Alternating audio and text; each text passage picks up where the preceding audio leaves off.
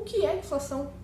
99% de chances de tu me responder que é o aumento dos preços em tudo.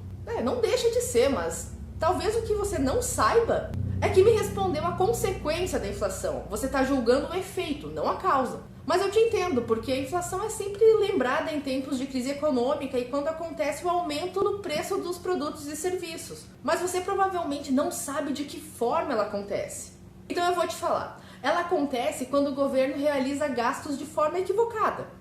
Ficou sem entender muito bem, né?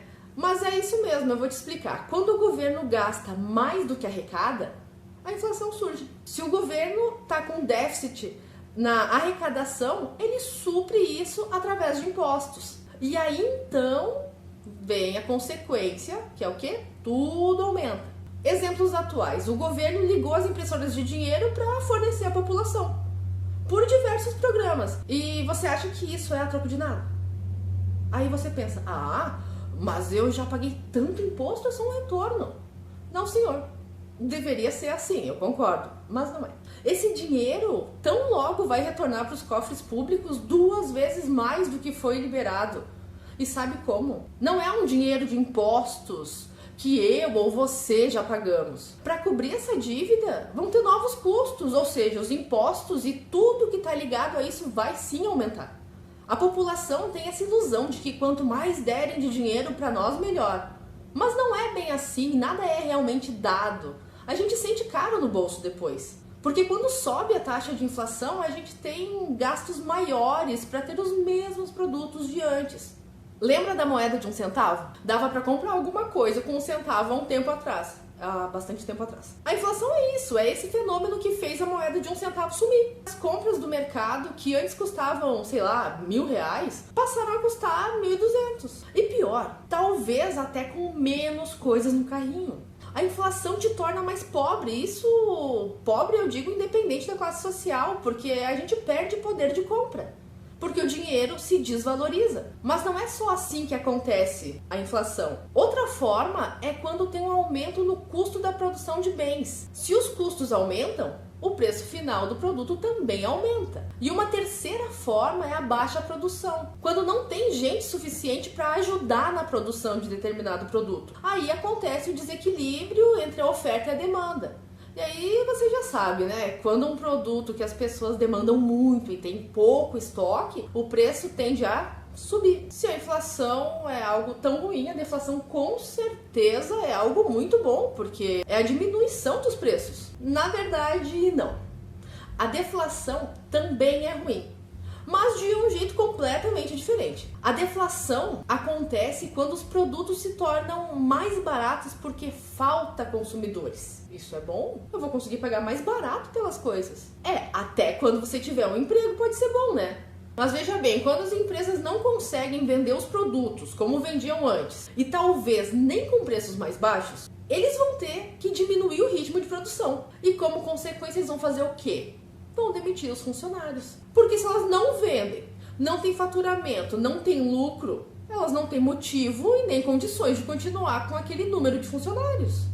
E aí, acha que tá boa a taxa de desemprego no país? Assim que acontece numa recessão, que é o colapso da atividade econômica do país. Baixo nível de produção, aumento da taxa de desemprego, diminuição da renda familiar, aumento do número de pequenas e médias empresas indo à falência, queda nos investimentos. Um momento de deflação acontece pela baixa oferta da moeda. E o que isso quer dizer exatamente? Quer dizer que tem diminuição da circulação de moeda, ou por juros altos, ou por falta de investimento. Então, sem dinheiro em circulação, a economia não se movimenta, as empresas não lucram e os investimentos nelas ficam menos atraentes. A inflação e a deflação são 2 fenômenos econômicos diferentes que têm características muito parecidas. Os 2 são péssimos para a economia e trazem sim consequências negativas para nós. Mas agora a pergunta é: seria possível uma sociedade sem inflação e deflação? Com as criptomoedas, talvez. Se existe um excesso de moeda, isso corrói o poder de compra, aumenta muito a quantidade de pessoas fazendo compras. E isso faz com que os produtos fiquem mais caros, porque se tem mais dinheiro circulando, quer dizer que tem uma demanda maior. E a gente sabe que quanto mais procura em alguma coisa, mais cara ela fica. E com esse monte de dinheiro a mais em circulação, a procura geral de compra aumenta. Então os produtos também aumentam pela lei da oferta e demanda. E aí, junta com os juros pelo excesso de dinheiro circulando, é uma bola de neve. Porque quanto mais dinheiro sem base em bens reais, que é como é o nosso dinheiro, menos ele vale, mais desvaloriza, menor o poder de compra da população, consegue entender? Dá para perceber que quem é o responsável pelo estopim do processo inflacionário é o Estado? Eu quero dizer sem mimimi, dá para perceber que quem gera a crise é o próprio Estado que deveria ser responsável por ela não acontecer. São as impressoras estatais que, no caso aqui do Brasil, o Banco Central autoriza a Casa da Moeda a imprimir dinheiro, com o objetivo de financiar os seus gastos, que de alguma forma isso vai retornar através de impostos inflacionários, pagos por quem? Pela população. Mas e se esse monopólio fosse quebrado? Se a emissão do que chamamos de dinheiro fosse descentralizada e lançada ao mercado? Nas criptomoedas não tem ninguém poderoso o bastante com uma caneta na mão para controlar as taxas de inflação. Tá tudo no protocolo, tá tudo em forma de código. A forma de emissão do Bitcoin, por exemplo, foi pensada para que não tenha diminuição no poder de compra. Os Bitcoins são gerados por um processo chamado mineração. Assim como o processo de mineração do ouro, só que de uma forma digital. Quê? Os mineradores de Bitcoin deixam as máquinas ligadas 24 horas por dia rodando um programa específico.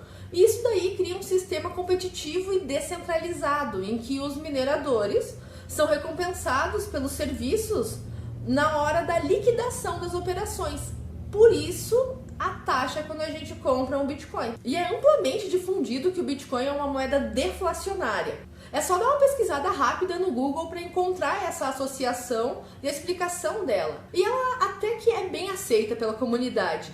Mas, se a gente for parar para pensar bem no que a gente viu até agora sobre inflação e deflação, me vem umas dúvidas. Será que o Bitcoin é realmente uma moeda deflacionária por ter um limite de unidades?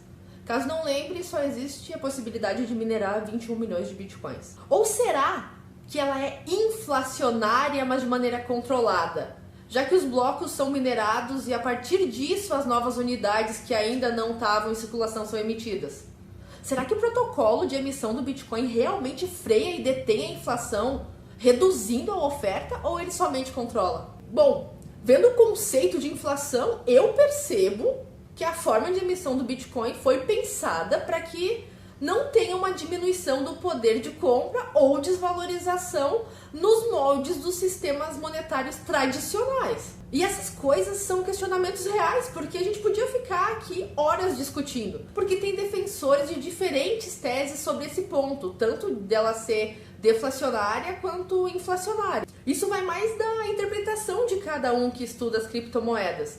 Então, o que eu digo é que o Bitcoin tem um sistema inflacionário controlado, com taxas decrescentes de emissão, até porque a cada 4 anos, mais ou menos, a recompensa dos mineradores diminui pela metade, além da extração de novas unidades da moeda acontecer de maneira previsível ao longo do tempo. E esse modelo de inflação controlado e decrescente eu considero inteligente, porque prevê uma adoção maior desse sistema monetário digital. E daí assim, mais moedas são extraídas, sendo oferecidas para o mercado, além de funcionarem como recompensa para os mineradores da rede. E essa oferta é pequena o suficiente para trazer boa perspectiva de valorização para a moeda. Um sistema completamente controlado de inflação, se somando a uma adoção crescente, faz o quê? Ele tende a pressionar o preço do criptoativo para cima. Então não importa quão poderosa seja a pessoa que queira controlar e fazer mais bitcoins. Não tem como. Acho que todos já ouvimos falar da história de inflação da Venezuela, né? Um negócio muito complicado e com níveis inacreditáveis. Mas o que talvez você não tenha ouvido falar é que a Venezuela tem muito a nos ensinar sobre criptomoedas. E não é novidade as dificuldades geradas pela hiperinflação, que gerou o colapso total da economia por lá. Sabe quantos por cento a economia venezuelana sofreu pela inflação em 2019? 10 milhões %. Tem noção disso? Cara, 10 milhões%. Olha essa imagem aqui. Para o pessoal lá comprar um frango de menos de 2,5 kg, precisava de 14 milhões e 600 mil bolívares. A moeda bolívar se destruiu, não tem outra palavra. Os venezuelanos sentiram isso na pele, então alguns buscaram sim refúgio nas criptomoedas. E eu não estou falando só do Bitcoin. Um entusiasta de criptomoedas recebeu doações da Nano, que é uma criptomoeda que não tem taxas nem é minerada. Esse rapaz que recebeu doações da Nano, ele conseguiu convencer alguém a aceitar ela em troca de comida. Só que o porém é que ele recebeu uma doação de 0,5 nano, que em 2018 era cerca de $1,32. Mas o pior é que essa quantia equivalia a um mês de trabalho na Venezuela. Tem noção? E aí, com metade de uma nano, ele conseguiu comprar 102 quilos de mantimentos. Que absurdo, né? Aí vários usuários da Nano começaram a ajudar. No final, ele conseguiu arrecadar 29 nanos, que era o equivalente a $77 na época. E foi o suficiente para ele comprar alimentos, remédios e itens de higiene pessoal. E ele conseguiu também ajudar os familiares e os amigos. Inclusive, eles usavam um faucet, onde eles resolviam captchas e ganhavam pequenas frações de nano. Isso é muito comum nas criptomoedas, essa distribuição de pequenas quantidades. E mesmo que as frações valessem centavinhos de dólar, para eles que tinham uma moeda mega desvalorizada, cara, era de grande ajuda. E muitas pessoas conseguiram vencer a fome desse jeito. Tiveram outros comentários também sobre ser difícil fazer transações de criptomoedas na Venezuela, especialmente se não forem bitcoins. Apesar da alta volatilidade das criptomoedas, elas são uma grande alternativa à moeda fiduciária. Além de serem livres de qualquer decisão arbitrária de bancos ou políticos, e principalmente elas são inconfiscáveis. O governo não pode mandar congelar as carteiras de criptomoedas como são feitos nos bancos com as contas. Porque como o governo poderia confiscar algo que ele não sabe quem tem? Ou uma carteira que ele não sabe de quem é? E os criadores de conteúdo também ajudaram muito nessa fase, porque eles tornaram conhecidas as criptomoedas por lá. Isso aumentou muito a propagação. E eles optaram por necessidade, eles não tinham escolha. A moeda local estava super desvalorizada, não tinha nem como comprar comida. E não porque é modinha ter Bitcoin, Nano ou qualquer outra criptomoeda. É sempre bom ter alguma carta na manga para usar em cenários desfavoráveis à nossa moeda tradicional.